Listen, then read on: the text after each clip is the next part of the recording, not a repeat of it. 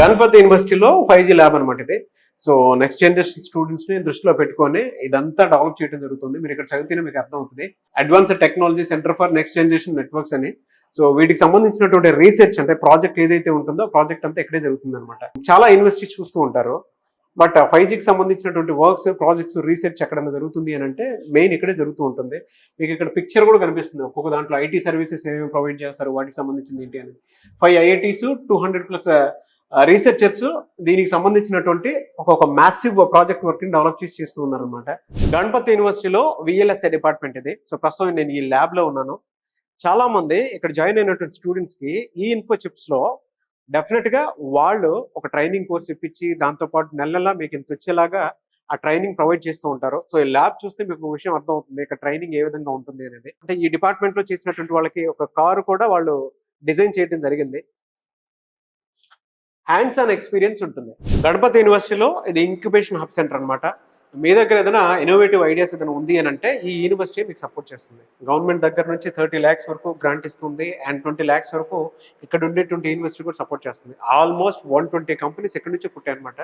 ఎందుకంటే స్టూడెంట్స్ని ఆ విధంగా ఎంకరేజ్ చేస్తున్నారు కాబట్టే ఇక్కడ ఈ విధంగా ఉంది. సో మీ దగ్గర ఉండేటువంటి ఐడియా ఏదున్నా సరే గొప్పగా ఉంటే ఇక్కడ మీకు అది ప్రాజెక్ట్ రిపోర్ట్ కిందకి ఇచ్చి, అంటే ఐడియా దేనికి ఉపయోగపడాలంటే సొసైటీకి బాగా ఉపయోగపడేటువంటి ఐడియా అయ్యి ఉండాలి, దేశానికి బాగా ఉపయోగపడేటువంటి ఐడియా అయ్యి ఉండాలి. సో అటువంటి ప్రాజెక్ట్ కనుక మీ పిల్లలు లేదంటే మీరు కనుక చేయగలిగితే డెఫినెట్గా ఈ యూనివర్సిటీ మిమ్మల్ని డబ్బులు ఇచ్చి మరీ సపోర్ట్ చేస్తుంది అనమాట. ఇందాక మనం మషిన్ లెర్నింగ్కి సంబంధించినటువంటి అంటే కోడింగ్ ఇలా ఉంటే సెన్సార్స్ ఎలా పనిచేస్తాయని చెప్పేసి మాట్లాడుకున్నాం కదా. ఇది 3Dకి సంబంధించినటువంటి టెక్నాలజీ అనమాట. అంటే ఇందులో కనుక మనం కోడ్ ఇస్తే దాని తగ్గట్టే మనకు ఒక ఆబ్జెక్ట్ వస్తుంది. అంటే మనం ఏ ఆబ్జెక్ట్ ఇస్తే ఆబ్జెక్ట్ వస్తుంది అనమాట. సో ఇది ఎలా వర్క్ చేస్తుంది అనేది ఇక్కడ నుంచి కంటిన్యూషన్ లోపల ఒకటి ఉంది, ఒక మషీన్. నేను మీకు చూపిస్తాను అసలు ఎలా వర్క్ అవుతుంది ఏంటి అనేది. ఇక్కడ సిస్టంలో మీరు ఏదైనా కోడింగ్ ఇస్తారు, కోడింగ్ ఇస్తే దాన్ని తీసేసుకుంటుంది. లోపల ఏదో లిక్విడ్ ఉంది, అంటే మీరు ఏ కలర్ కావాలనుకుంటే ఆ కలర్ వాడుకోవడానికి ఉంటుంది. ఆల్మోస్ట్ 100 కలర్స్ ఉంటాయట. సో దాని తగ్గట్టే అది డిజైన్ చేసి ఇస్తుంది. గణపతి యూనివర్సిటీ కదా, అందుకే గణపతిని పెట్టడం జరిగింది. ఇలాంటి ప్రాక్టికల్ ఎక్స్పీరియన్స్ ఇండియాలో మీకు ఎక్కడికి వెళ్ళినా సరే ఎక్కడ ఏ యూనివర్సిటీలోనూ ఇంత హ్యాండ్స్ ఆన్ ఎక్స్పీరియన్స్ దొరకపోవచ్చు. ఇదేంటంటే అడిటివ్ మ్యానుఫ్యాక్చరింగ్ సెంటర్ అనమాట. 3D టెక్నాలజీకి సంబంధించినటువంటి ఇమేజ్ ఉంది. ఇది ఎలా పనిచేస్తుంది అని అంటే నేను మీకు ఇందాక చెప్పాను కదా, కోడింగ్ ఇస్తారు, ఆ కోడింగ్ ప్రకారం ఇదంతా సెన్సర్ చేసేసుకుంటుంది లోపల.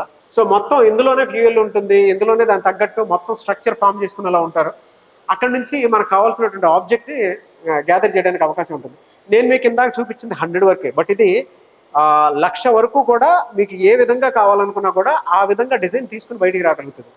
సో అంత క్యాపబిలిటీ ఉండేటువంటి టెక్నాలజీని ఇప్పుడు డెవలప్ చేయడం జరిగింది. సో గణపతి యూనివర్సిటీ లైబ్రరీ అనమాట ఇది ఓన్లీ డిపార్ట్మెంటల్ లైబ్రరీ అండి. బీటెక్ వాళ్ళకి మాత్రమే ఉండేటువంటి లైబ్రరీ. ఇలాంటి లైబ్రరీస్ 12 ఉన్నాయి. ఇది డిజిటల్ లైబ్రరీ అనమాట.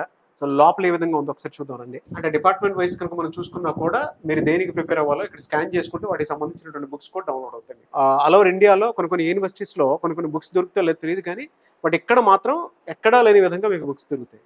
బీటెక్కి సంబంధించినటువంటి విజ్ఞానం అంతా ఇక్కడే కనిపిస్తుంది మీకు. మీరు కనుక అంటే టోఫెల్, ఐల్స్ రాసేటువంటి వాళ్ళు కొంతమంది ఉంటారు కదా, వాటికి సంబంధించినటువంటి బుక్స్ కూడా ఇక్కడే దొరుకుతాయి.